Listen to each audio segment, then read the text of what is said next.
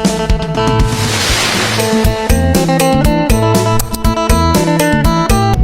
บายดีพี่น้องวันนี้มาพอกับบ่าวหงพากินอีกแล้วเนาะวันนี้ก็ค่ำแล้ววันนี้หาแต่กะเลิกเวียกเนาะโอทีเนาะผมมีเวลาเฮ็ดคลิปตอนนี้ก็9:10แล้วหากะเลิกเวียกแล้วก็มาเฮ็ดแนวกินเนาะเฮ็ดแนวกินแล้วก็อาบน้ำแล้วก็มาถ่ายคลิปให้พี่น้องเบิ่งเนาะมาเด้อทุกคนมาเซฟๆนำบ่าวหงพากินเนาะเซฟๆเลยมื้อนี้อันนี้ต้มกบเนาะต้มส้มเนาะอันนี้ใส่ใบมะขามอันนี้เจียวผักก็มีอันนี้มะเขือเนาะมีมะเขือพร้อมมะเขือคืนนะอันนี้จะเป็นมะเขือคืนนะมีใครเคยกินเนี่ยมะเขือคืนเซฟเนาะอันนี้หมักจะพาแล้วก็เอาเกล็ดมันออกเนาะมันจำกับเจียวนี่เนาะมาเด้อทุกคนมากินนำกันมาเซฟๆนำกันกินข้าวค่ำเนาะเฮ็ดเวียกเนาะ เฮ็ดเวียกมาค่ำๆในใดก็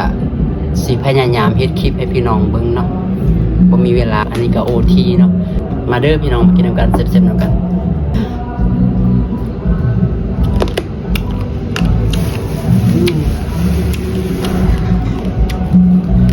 บวงก็เอาไว้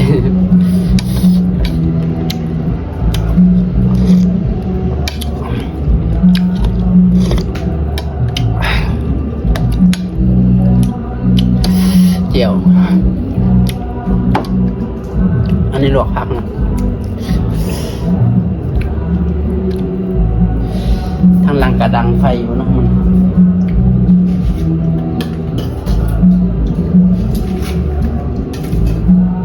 หนาวเนาะ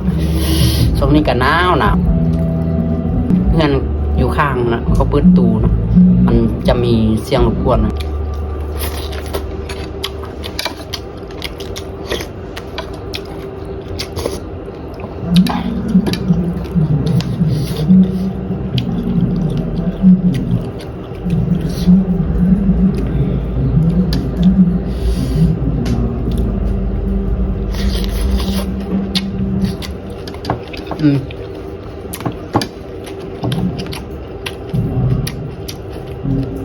ต้องจำแบบนี้มันจึงเสียบเดี๋ยว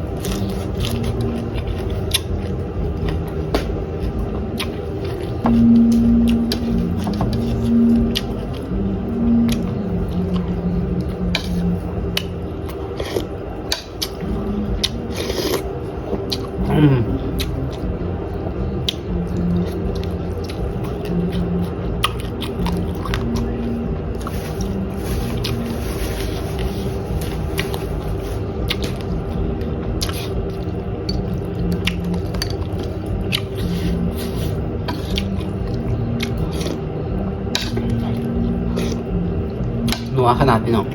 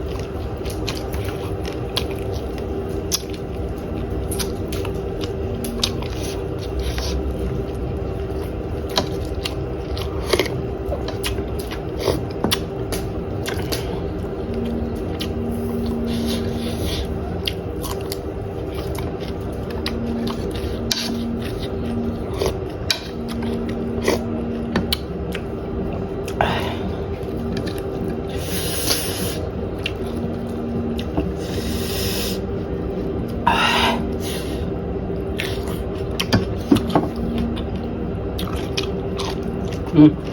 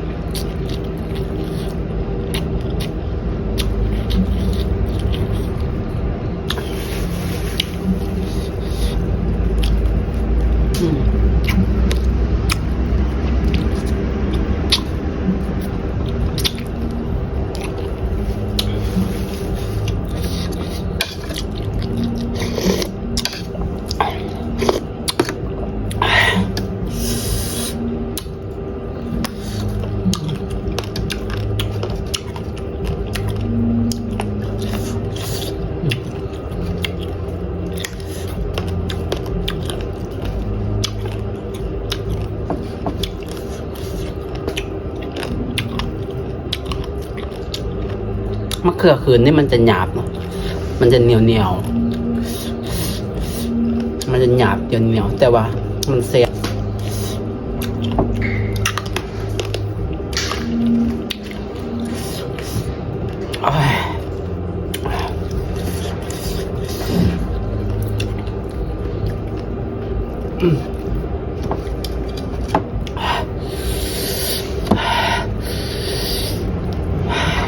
ลวกผักจำเจียวนี่สุดยอดเลย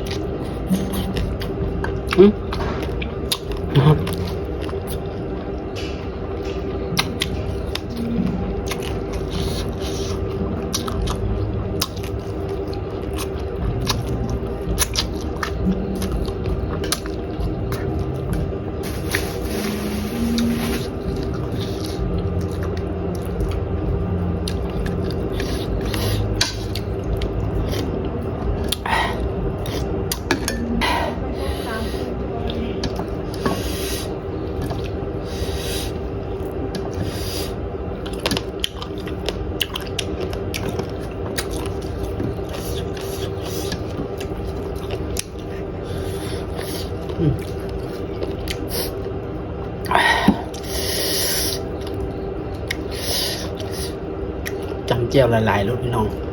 ได้ใจ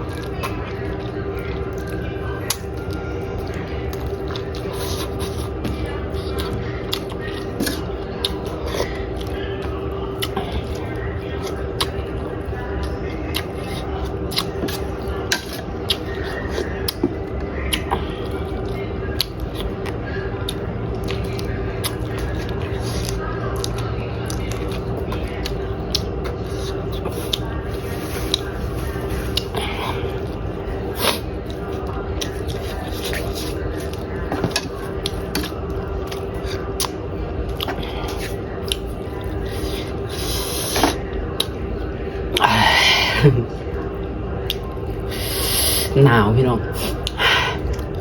อ่ะทานนี้ก็ฝากเอื้อยๆอายๆพี่ๆน้องๆเนาะฝากติดตามเนี่ยเด้อซองเบาหงพากินเนาะ